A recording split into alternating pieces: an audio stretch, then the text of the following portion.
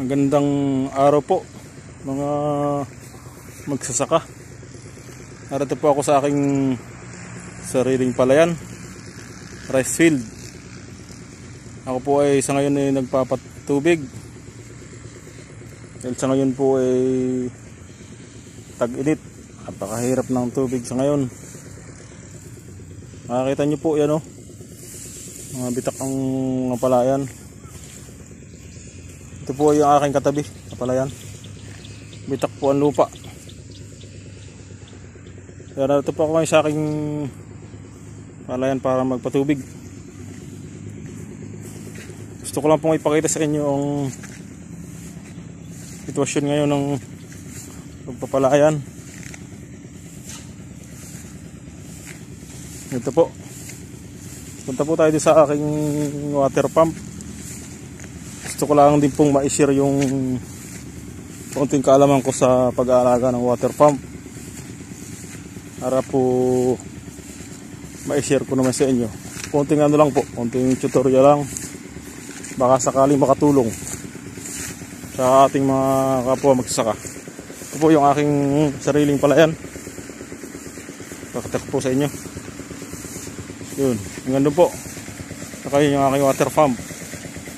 Yun. Tuturo ko lang po sa inyo yung mga ibang techniques po paano tayo gumamit ng water pump para naman nakatulong sa ating mga magsasaka. Ito po yung daanan ng aking water pump, tubig. So gusto ko lang pong i-share sa inyo yung konti mga pamamaraan kung paano magamit ng water pump.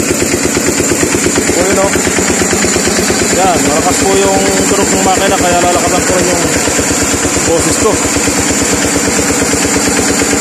Yan. Ito nyo po meron yung water pa doon So konting share lang po. Turo ko sa inyo isa-isa. Ito po kung kayo po magpapabaw ng tubo, ito po ay detrace na tubo. Ayan, ganyan. Sabay kinabitan ng flexible hose. Sabay po magkakabit ng flexible hose. Ito medyo mababa doon. Mababa dyan sa nakakulit sa ayan Ayan po yung flexible hose. Sabay po magkakabit yung water pump. Kailangan medyo mababa ang level dito sa water pump para every time po na papatayin nyo na po yung water pump may maiiwanan pong tubig dito. Hanggang dito po yung maiiwan nya. So kailangan po lagi man nakamintin na tubig sa loob para every time na papaandarin mo rin siya, meron pa rin siyang kati. Meron siyang kati doon sa baba. Ano po? So ayan po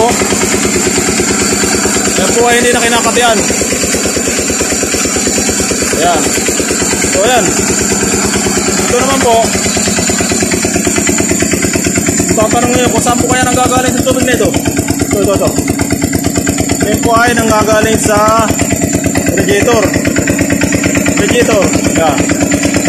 Yan po ang purpose nito. Kailangan mayroon tayong naka-supply dito na running water punta roon, alabas. At yan po ay dito ko pinadaan sa ilalim. Makikita nyo po ito.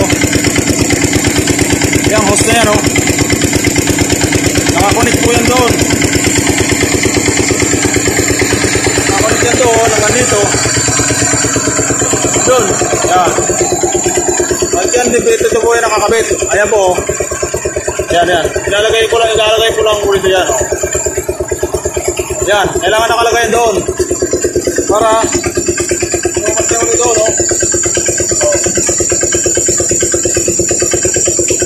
Yan. Kailangan po, ma-maintain yung tubig dito. Ang purpose, para hindi mag-overheat ang makina. Kahit po ilang araw nyo gamitin yan, tuloy-tuloy ang andar. Basta't may tubig pong running water doon, hindi po siya mag-overheat. Yan po. Ito po, pagmasdan naman po natin ito. Makakita nyo po yung puliya na tinatawag. Tuturo ko sa inyo kung paano ang sikreto para malakas ang labas ng tubig.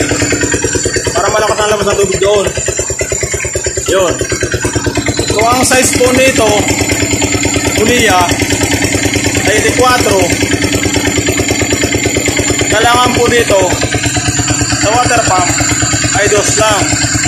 Kung maaari nga, medyo maliit pa sa 2. Kasi po, ang purpose po niyan, yung didos po ng puliya, mas marami pong ikot kaysa dito.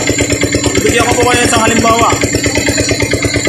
Ang ikot po nito, yung bilis nito ay 100. Ang ikot po ng didos ay 200. Ano po ang ibig sabihin? Mas mabilis, mas maraming ikot po itong maliit kaysa doon sa malaki. Bakit po kailangan mas mabilis ang ikot ng maliit? Kasi po pag mabilis ang ikot nito,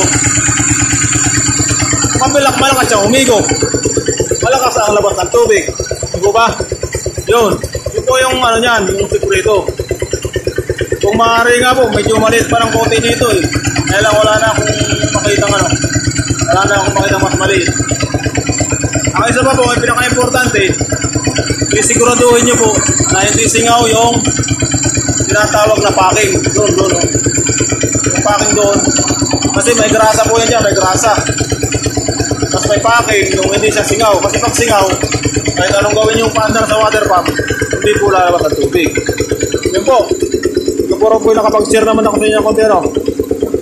Yun lang po ang aking gusto may share din sa inyo. Tignan niyo po kalakas ang tubig, oh.